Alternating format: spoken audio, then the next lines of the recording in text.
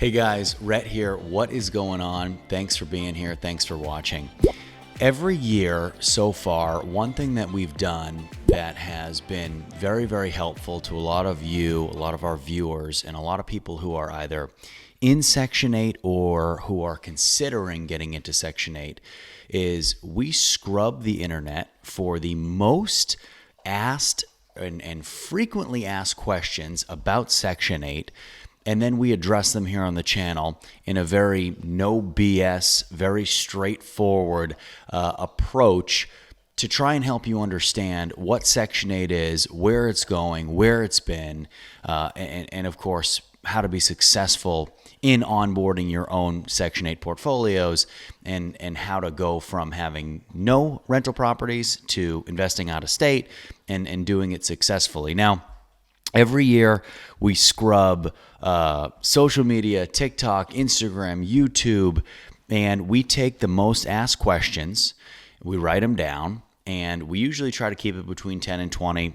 Today I have 10, and we're just going to go through each one of these one by one. Please, as always, leave your questions, leave your comments. The questions you ask might be in the next video of the most asked questions. So, number one, the most asked question of 2024 going into 2025 is Section 8 too saturated to get into right now? And I'll put it to you this way. From an economical standpoint, where we are today in the United States, there are more people today than ever before in history that need government assistance. And it's a combination of what the economy has looked like over the last couple of years, what inflation has done, what the cost of everyday items has gone to. It has been a very large stressor on our government system with the influx of people that have come into the United States over the last couple of years. What that does is it takes funds and it spreads them out. That has definitely not helped what we're doing here in the United States in terms of our ability to focus on our domestic issues. And what happens is, when you continue to push aside a group of people that is in the more lower socioeconomic class of the United States, and you take resources that were set for them and you put them over here, and then you take inflation, you take things that used to cost X and now they cost Y. You take artificial intelligence and you replace a lot of lower level jobs. So these kinds of things, they're all pushing people who didn't need government assistance before into needing government assistance. So the people that used to be able to make ends meet, now they can't. And what happens when that phenomenon takes place is you realize, oh my goodness, we don't have nearly enough housing. You look at what the housing market is doing now. We have inflation that, whether the government wants to tell it to you or not, is close to, if not over 10% over the last 4 years. And then you couple that with extremely high interest rates that make it non-affordable for people to buy homes. But you have this very inflated home price that as soon as the rates come down, the prices are going to go up, right? So as institutional money and institutional rate environments, as those rates increase, the prices of homes decrease because money is cheaper when the rates are lower. So when the rates are higher, money's more expensive, people can't afford as much. So sellers have to bring prices down so that buyers can afford a mortgage to buy. But when rates come down and money gets more affordable, prices go up. So everyone wants rates to go down, of course, especially for us investors. When rates go down, things become more affordable to us, no question. But what ends up happening is when those rates come down, the prices are going to reflect that. The prices are going to go up. So for people who are in this more marginalized group, it just gets harder and harder and harder to achieve homeownership. And I know that's really not what we're talking about right now, but Section 8 as a whole is going to be an extremely important piece of our country over the next 10, 15, 20 years. the money that the government is giving Section 8 right now is going to be nowhere near where it needs to be over the next few years. And I kind of went off on a more in-depth explanation of that, but I want you to understand why Section 8 is not saturated. If anything, we need more investors in Section 8.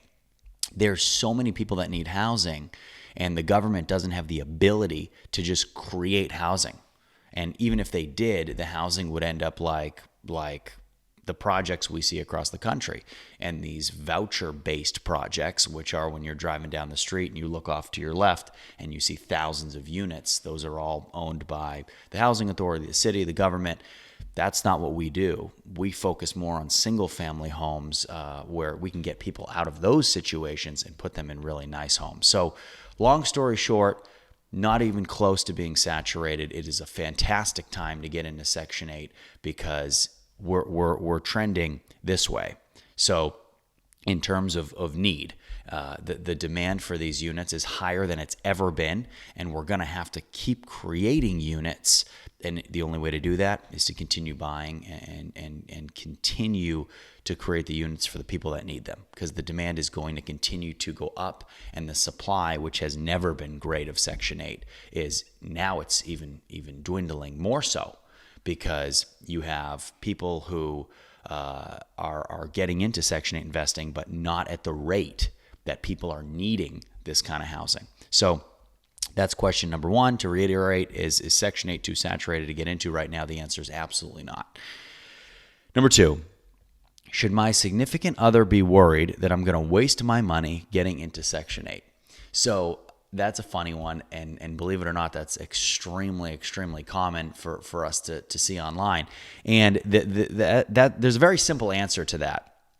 And should my significant other be worried that I'm gonna waste my money getting into Section 8? Yeah, they should worry if you're not doing it with the right people and with the right team. And if you're doing it on your own by yourself for the first time, yeah, they should worry. If you don't have a team of realtors, contractors, property management companies, lenders, insurance companies, you're going to have a big problem. So if you guys do want to get started and you don't want your significant others to be nervous, drop me an email in the link below. We'll get you started with me and my team, and we'll do this thing right so nobody has to be nervous. Number three, how are we getting Section 8 to pay the peak FMR? So peak FMR is one of the most highly talked about things on social media. TikTok, Instagram, everywhere you look, everybody says, oh, you can get peak FMR. And what is FMR? FMR is fair market rent that is decided by HUD, and that is what is known as the payment standard. So in certain areas, in certain markets, you'll have a payment standard that is, say, for a 3-bedroom house, $1,500 a month, okay? What nobody is telling you when you watch these videos on FMR and peak FMR is the number that you see on the government's website, on the HUD government website. You'll look up a zip code in a certain city, and it'll say 3-bedroom, $1,500. In that $1,500, that includes the utility stipend for the tenant. So that $1,500 is the maximum budget allowable for a 3-bedroom home. So what that means is if you have a tenant that applies for your unit and they have a 3-bedroom housing voucher, but in that area, the average utility cost per square foot of water, gas, electric, sewer, your utilities are $250 a month for all of those things combined. You take the $1,500, you drop $250 off of that because that utility stipend is going to go directly to the tenant every month for the sole purpose of paying utilities. That means that the maximum allowable payment that you're going to get for your 3-bedroom is $1,250. In order for you to get the $1,250, your unit has to be nice. It has to offer the right amenities. It has to have the right square footage. It has to have the right layout, and it has to compare to other similar 3-bedroom units that Section 8 has vouchers that have been signed, sealed, and delivered within a certain geographical distance of your unit. So how do you get peak FMR? You usually don't ever get peak FMR because the numbers don't ever usually work out to that.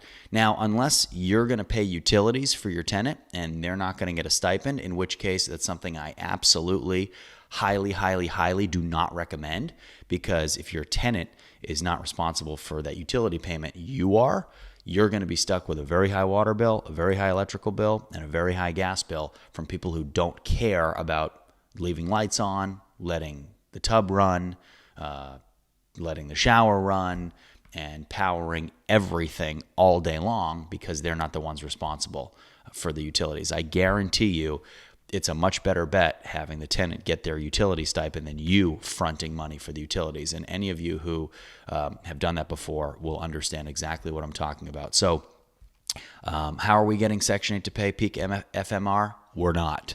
And anybody who's telling you that they are isn't telling you the truth. So number 4, what happens if the tenant house burns down? So if the tenant's house burns down, that's what insurance is for. If you have the right kind of insurance, insurance will pay for the house to burn down. Hopefully not paying for the house to burn down. They'll pay you for the replacement cost of that home. So how many houses have we had burned down in the last 4 years of me doing the coaching program? We've done thousands of homes. We've had two houses burned down.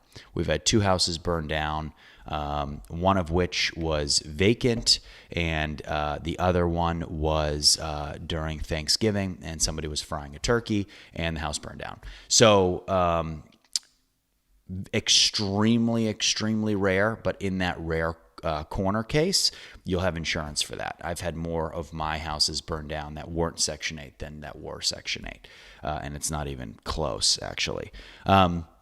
Question number 5. How do we avoid renting our units to bad Section 8 tenants? And that is a phenomenal question. The answer to that question is going to be based on your property management company.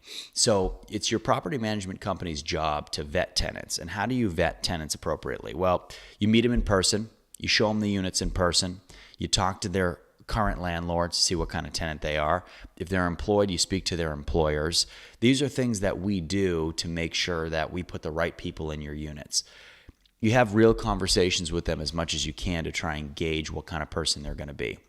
You look at their criminal background, you look at their credit history, you look at everything you possibly can to try and decide whether or not they're going to be the right person for your unit.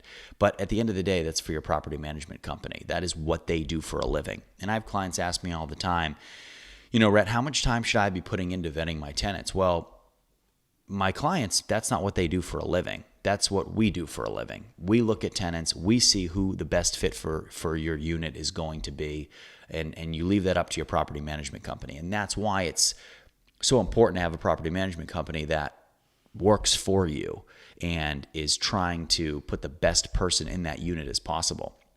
And if you don't have a good property management company, you're not going to make money. You're only as good as your property management company is. So understanding, okay, who's my team? Where's my team? Are they the best? Do they know how to deal with Section 8? Do they focus on Section 8? Do they know what to look for?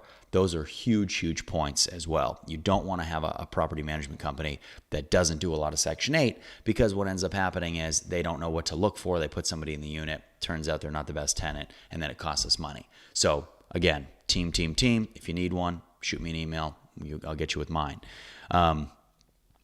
Question number 6, can I invest in Section 8 if I'm not a U.S. citizen? Absolutely.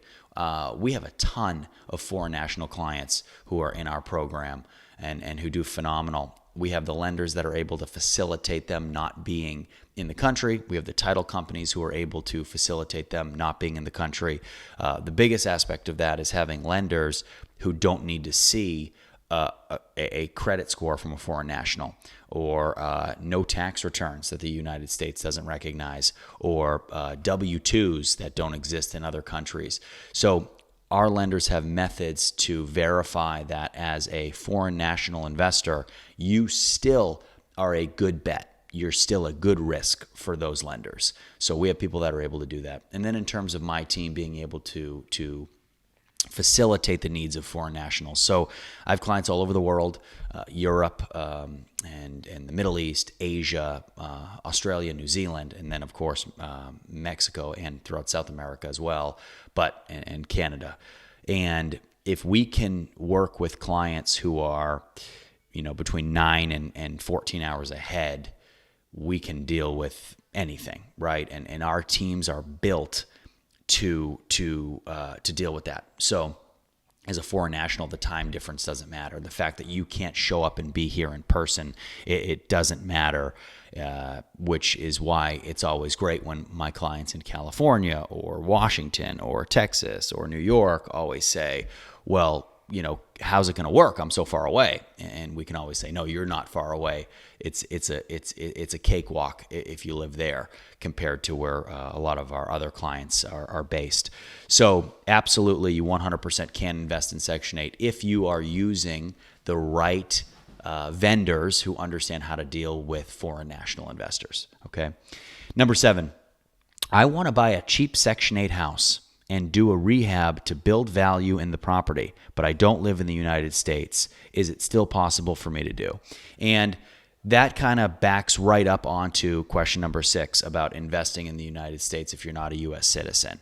And the first question was more based on being able to use financing up front. Now, in terms of being able to do the BRRRR method, which is what this person is asking and what we've seen a ton of people ask about being able to do the BRRRR method as a foreign national investor, it's no change. So there's absolutely no difference to it. We have people that as a foreign national are going to be able to help you create your LLC in the United States, create your bank account in the United States. We have the attorneys and the accountants that are able to do it.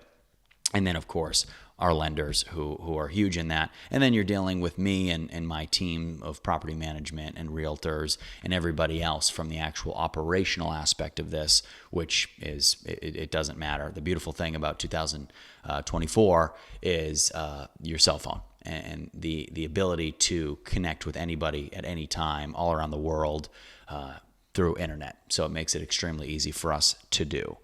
Now, in terms of question number 8, how hard is it to find good property management companies and maintenance companies to sustain my Section 8 rentals when I live over 1,000 miles away? And that is a fantastic question, because what the entire premise of being able to invest with a great team is the ability to invest in a market that you've never set foot in before and be successful. And it's all about the people you have on the ground. It is all about your team. And for those of you who have been on this channel for a while and who understand our methodology to doing this, it's all about the team. You're only as good as your weakest link on the team. So finding the right property management companies, finding the right maintenance companies, the right contractors, the right realtors, the right insurance companies, the right lenders, and then, of course, the right quarterback for all of it to help you do it and to be there for you when you need to pick up the phone and call somebody, which is the role that I act in. It's the most important part of this whole process. I always tell people, if you put me in a great market to make money but give me a bad team, I'll lose money. If you put me in a bad market to make money but give me a great team, I'll make money with every single investment. So it's literally, it's all about your team. What we offer that nobody else does is a fully vertically integrated system where we control everything. So from the day you close, we own the construction companies. We own the property management companies. We own the maintenance companies. So when it's under our umbrella, it never leaves. And when we can control every aspect of this thing, it just allows us to control the outcome for you and to ensure that you make money. And there's nobody else out there that does that on the scale that we do in the Section 8 niche. So it's extremely, extremely important. Now, why would you teach people how to make all this money in Section 8 when you could just do it yourself? And that is probably, that's question number 9, and that is probably the most asked question amongst everybody who does this. And I'll tell you this, I've been there. I've built the giant portfolios. I've sold them. I've exited. I've done what I needed to do in the space. and I moved over into new development, which you guys see a lot on this channel. So a lot of my capital I move over to new development, and we build apartment buildings, Airbnbs, large developments, luxury townhome developments. So, but I love it, and I still have a large Section 8 portfolio that I'll never sell. For me, it's extremely rewarding to be in the Section 8 niche, because when I go and build a large development project and we sell it, it's great. You make a bunch of money and it's fantastic, and I tell clients this all the time. But it's not as rewarding as being able to spend money in a market that is really hurting, and in an area where we can directly affect the lives of other human beings and make them better. And this year, 2024, my clients will end up spending around $150 million in Section 8, which is unbelievable, something that I could never do myself. And being able to do that, you think about what almost $250 million has done in some of these areas. I mean, think about the lives that's touched single-handedly, and we've been involved in it directly. And I can't speak for anybody else that does this, because I don't know why they do it, and I'm sure I can promise you they don't do it for the same reasons that I do, because I actually get to meet so many of the tenants that we put into our houses for clients. I go to these places. I'm there. I'm on the ground. You can't own the companies that my clients will use if you're not there all the time with the people who are on the street, boots on the ground. I mean, we are in this thing, and there's nothing more rewarding than seeing a family that we put in a unit 5-6 years ago, when we had a single mother move into a house when she's got 3 kids and she's coming off of the street, which I've talked a little bit about some of those stories before, which happens unfortunately way too often, where we're literally taking people off the street. We're putting them in a situation where they're in a beautiful house, they stay there, they're treating the house amazing, and then what they're doing is their kids are actually going to school, and they're going to become valuable members of society. So selfishly, I get to see that from start to finish, and some of my clients don't, because they don't ever see the properties or meet tenants, which is fine. It's why I created the system the way that I did, so people can make money no matter where they are, and also help communities. But for me, I actually get to see it happen. I get to see the transformation of it from start to finish, and it's extremely, extremely rewarding for me. So what drives me is a little bit different than other people, which is why we have the most successful clients, because we actually care. It's not about the money. It's not about the money grab. You have to make money. Absolutely. We're running a business. It's not a charity, but it's not solely about the money, which is why our product's better. Our tenants are better. Our clients make more money. We spend more money, and we do more. And that is really why, at the end of the day, because the team is all bought in so highly.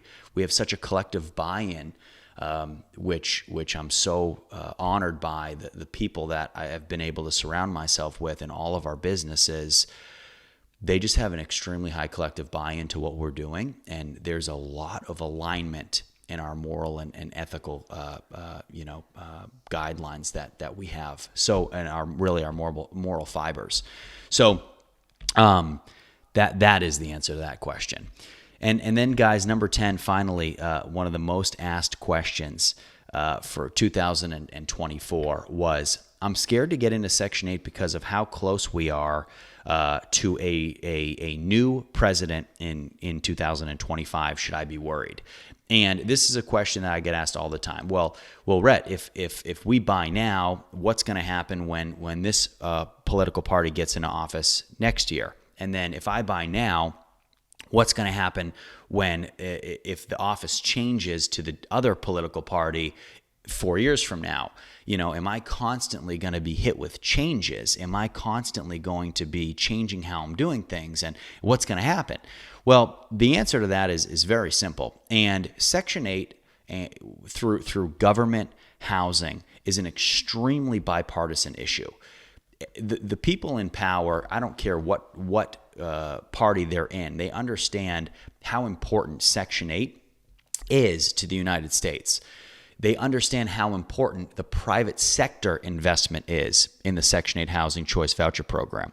And when the government understands that they cannot create a situation where they can add enough units on their own, they need to rely on private sector money. And the private sector is spending billions of dollars creating housing for people, and it's not even making a dent in how many people need it. Right? So the demand versus the supply, it's not even close. The supply of these things is fractional. The demand is absolutely soaring to the point where Section 8 wait lists across the country are closed, and they're not even opening more wait lists. Usually in some of these markets, they open 5, 6, 7. I've seen some markets 12, 13, 14 wait lists, and now they're all full. They can't even take people anymore. So people are trying to port, which means they're getting a voucher. There's no available units. So they're literally having to move cities just to get affordable housing so they don't have to move into shelters or so they don't have to move into housing projects. It's absolutely terrible. So getting back to the question, the government understands how big of a threat this is to our economy and to our government or to our country, really. You have to provide housing for people. You're talking about people who are extremely important to our economy, who do some jobs that we need, and they're not getting paid enough to be able to sustainably live on their own. They need to be subsidized. And if all of a sudden you take these people and cut the budgets and all of a sudden you eliminate these programs, we're going to have millions of people without housing. And all of a sudden, if you put millions of people without housing on the street across America, we're going to have a huge problem. It is, in definition, too big to fail. So I don't worry about it. I've also read every single bill that has been proposed through HUD over the last 12 years. I've read every single one. Not one bill ever, despite what the media has said, has ever threatened to decrease the amount of funding for Section 8.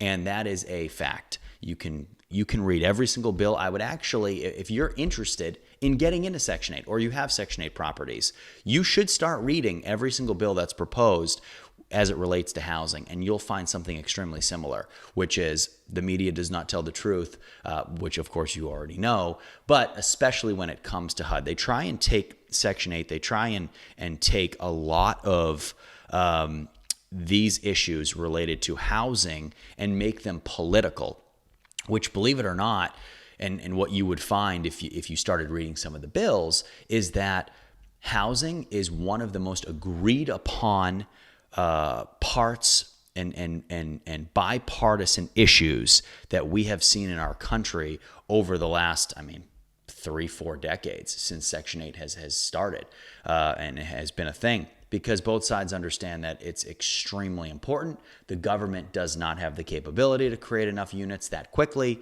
and we need to rely on the private sector to do it. So to reiterate, how scared should you be? You should not be scared at all. And I would even tell you it's a great time to put money in, because it's going to be cheaper for us to get into these things. It's a great time to buy right now because prices are lower than they will be when the rates go up, but when the rates go, or rather when the rates go down. But when the rates do go down, it'll be a really good time for us to buy because the debt will be cheaper. Therefore, we'll cash flow more money. So guys, those are the 10 questions that have been the most asked questions of 2024 when it comes to Section 8. Please, any other questions you have, drop them in the comments below. I would love to do a follow-up video on this too, if there are things that didn't get asked that you're seeing as being very commonly asked. So please drop them below. We'll answer all of them. And if you guys want to do this, you want to do it right, and you want to do it with people that actually have an extremely high care level, drop me an email in the description below, and we'll see you next time.